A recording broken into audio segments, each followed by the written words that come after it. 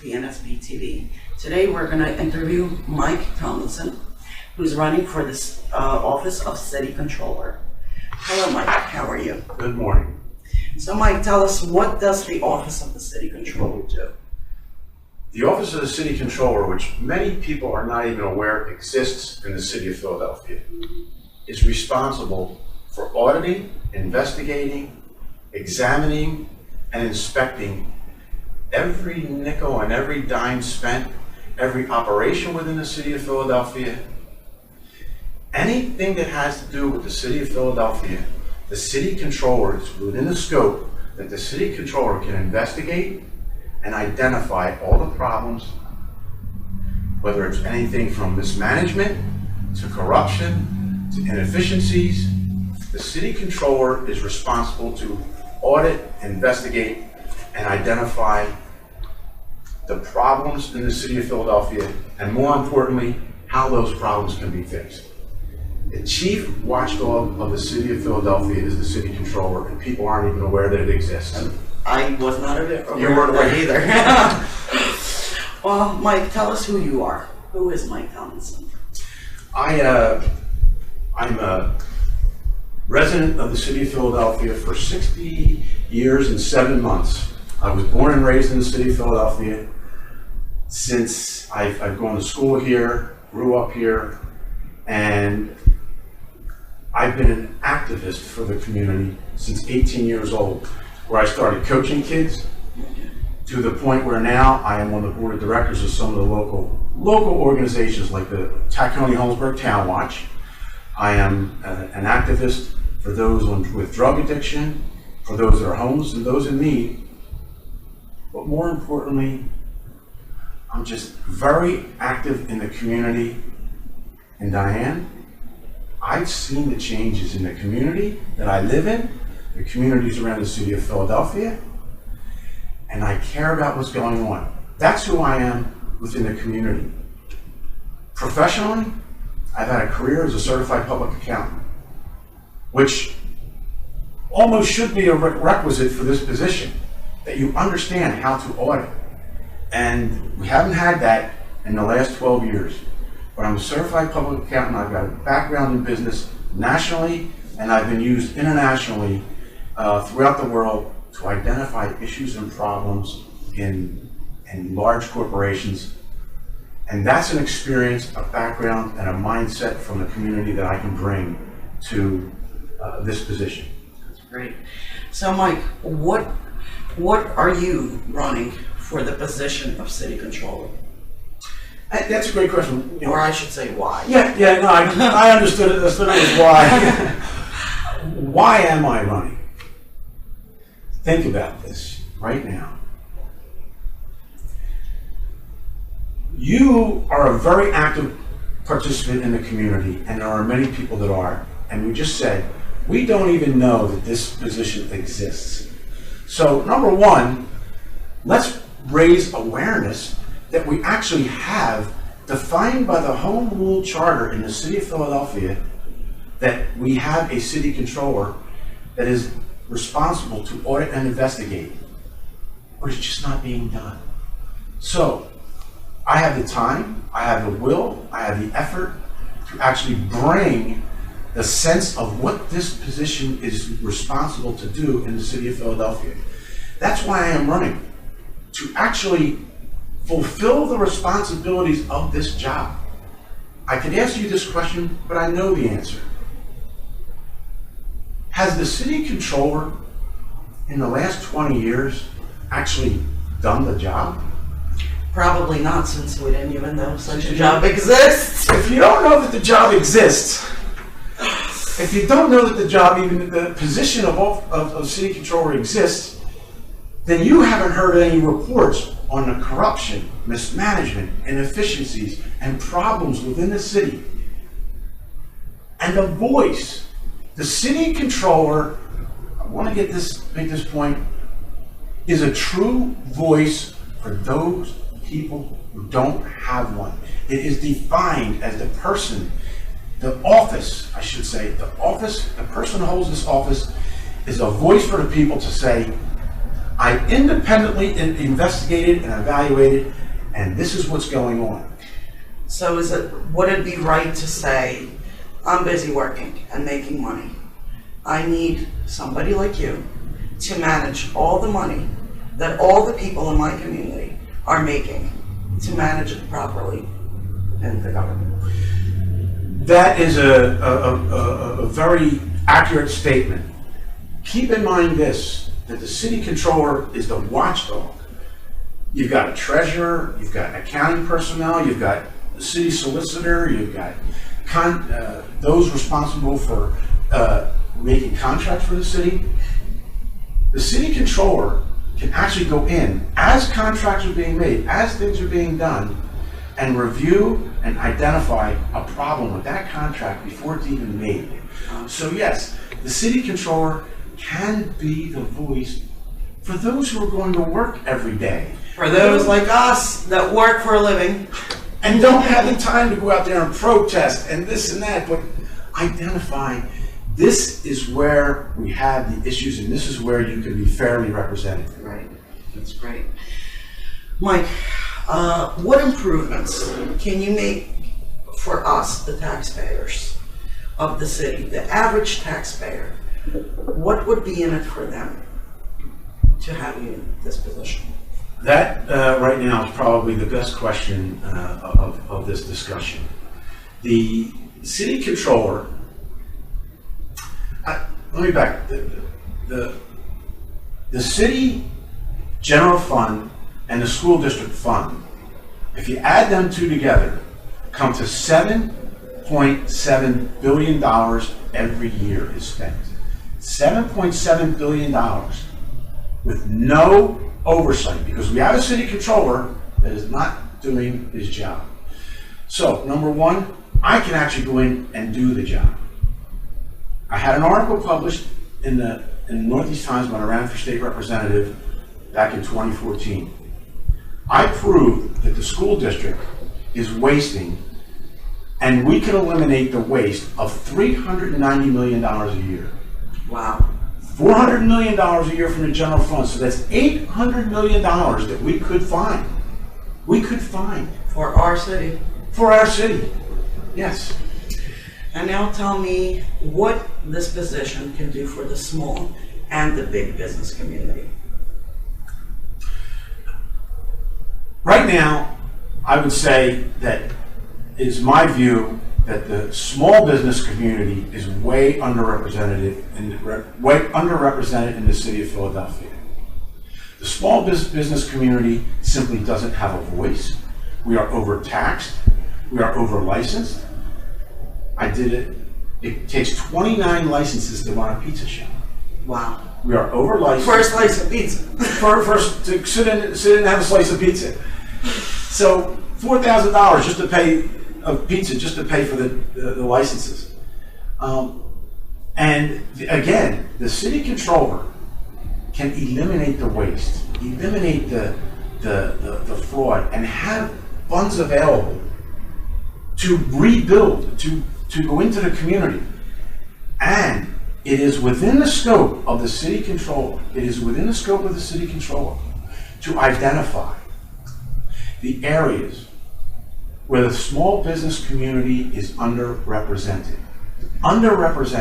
We need to represent the small business community. We need to give them a voice and say, you are paying all these taxes, but you are not getting this in return.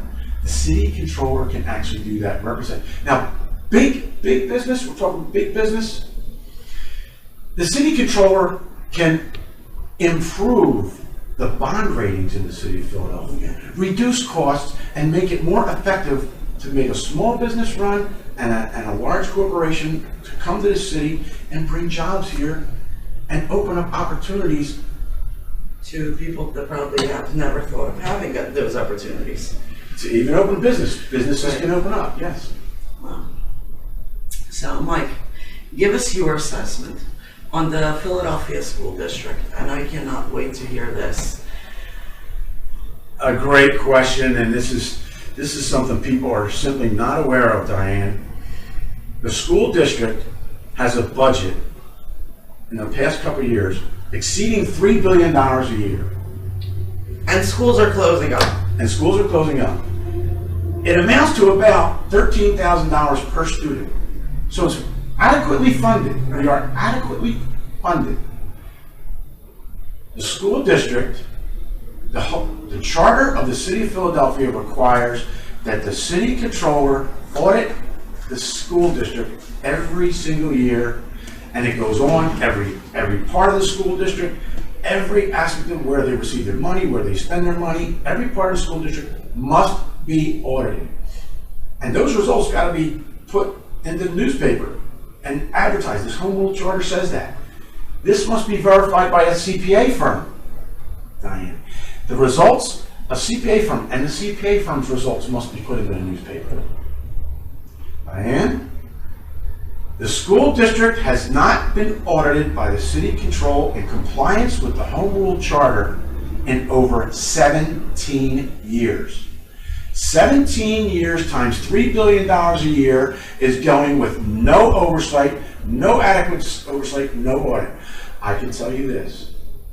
I will be a tenacious auditor of everything going on in the Philadelphia School District, because these kids, it's their only way out of a poverty situation. We are the most impoverished big city in the United States of America, and it doesn't matter whether you're black, you're white, you're Latino, you're Oriental, you're Asian, it doesn't matter. We need to represent everyone and give everybody an adequate chance in the Philadelphia School District. But the Philadelphia School District is going unaudited for over 17 years. That's a scary thought.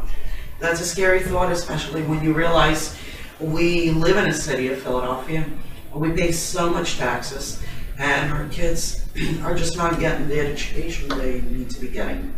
They are not. Because of lack of funds. And may I add this? It's interesting. We haven't audited. The state came in and audited, and among other things they found inefficiencies, waste, debt.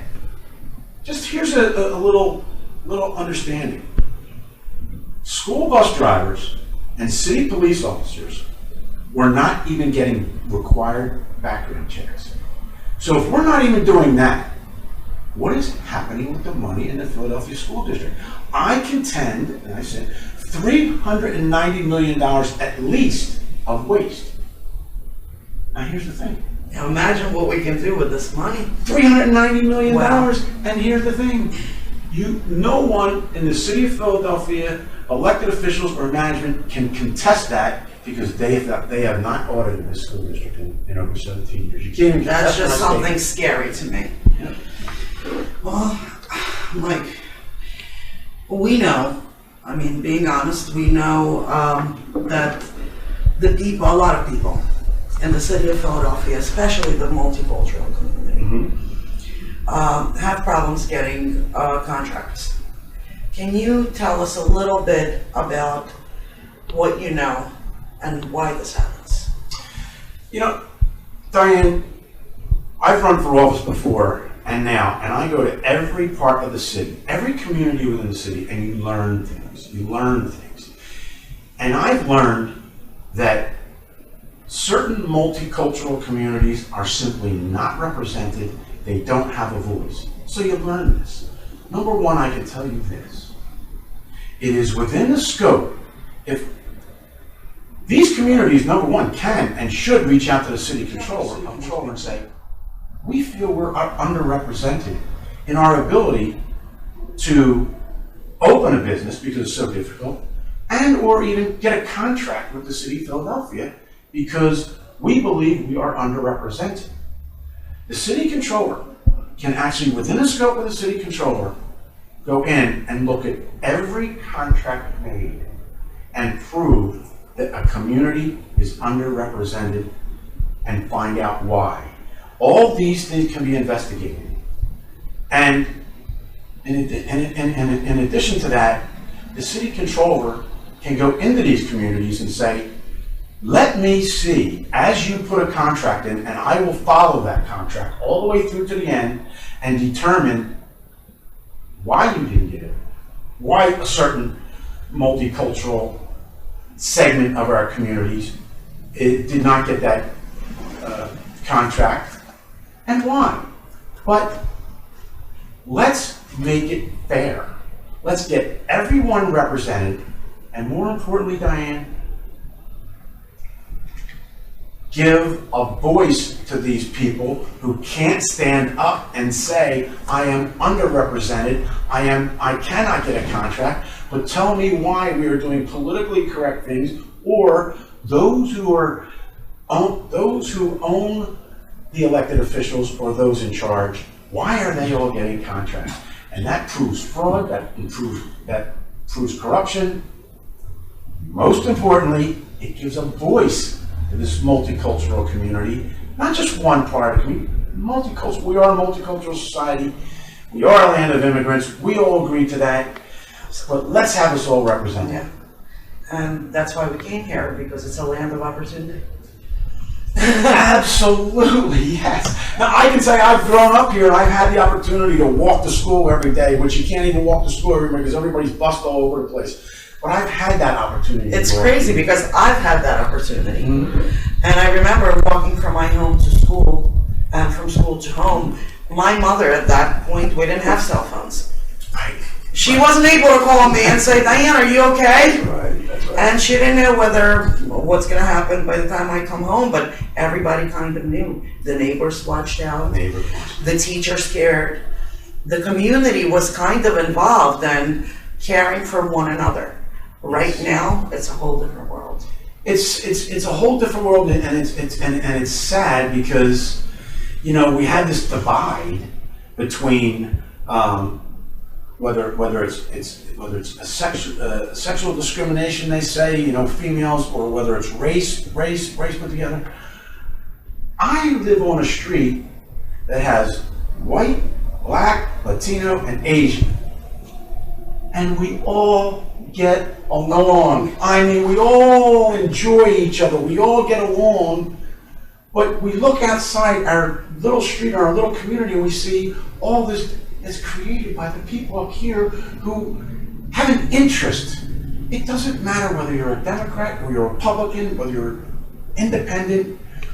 We need a person or persons representing us, and this is a perfect opportunity right here for people to go out and say, I need someone to represent me and give me a voice, and the city controller can do that.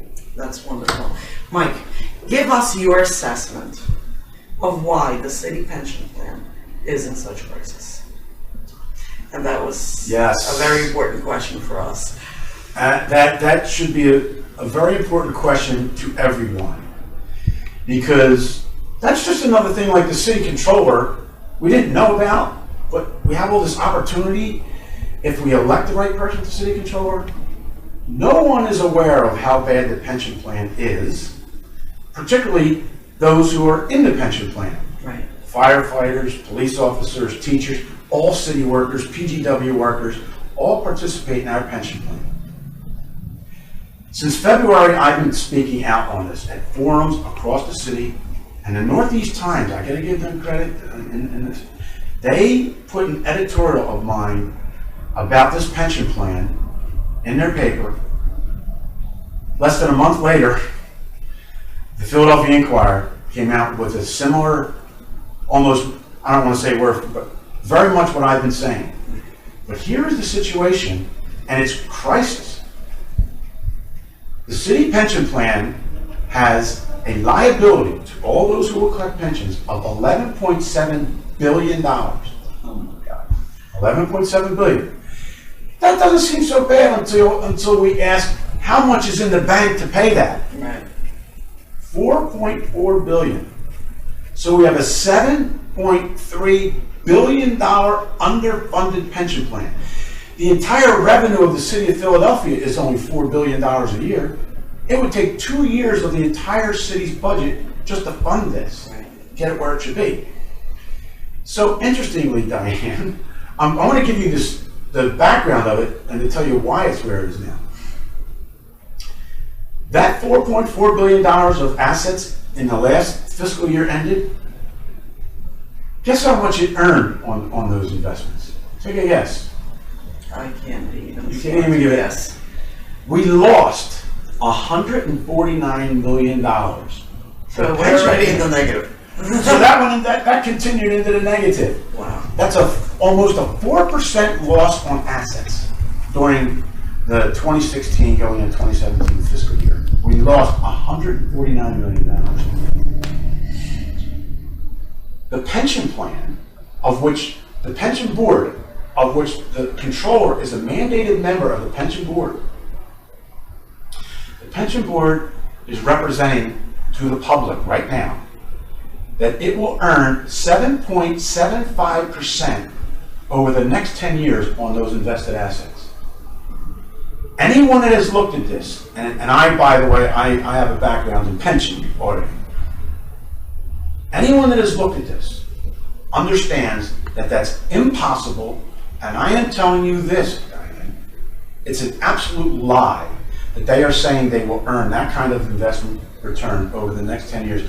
And they said that will get us to a fully funded effort. They are lying to us. You can't lose 4% and then the next year gain almost 8% and say you're going to gain 8% over the next 10 years. So it is a major problem. We have the sugar tax implemented. And we had 2% additional sales tax in the city of Philadelphia. The intended purpose, it's said in the legislation, of that extra 2% in the city of Philadelphia was to fund the pension plan. That was about 12 years ago. Hardly any of that. And where is it? It has not gone into the pension plan. Recently, they started to put some of that money in there, but I just gave you the statistics on how underfunded it is. So we have now a sugar tax that is driving people across the city line to buy their groceries, and it's affecting business in the city of Philadelphia. We are looking at, Diane, future tax increases, the extent we cannot even imagine. And I want to say this about, we talked about the multicultural businesses and what we can do for the small business community. If we don't get our budget under control using the city controller, I forgot to bring this up, council is considering commercial properties will have a 15% increase in their real estate taxes. So now, everything in the city of Philadelphia, if you either own a commercial property or rent from a commercial property, your cost of that property is going to go up by 15%. All because we are mismanaging. It's corruption, it's mismanagement, it's inefficiencies, and it's all helping the people up here and the people sitting here like you and me. And I'm a regular guy. I live in Tack-Kelly-Holmesburg area. I'm not some rich guy.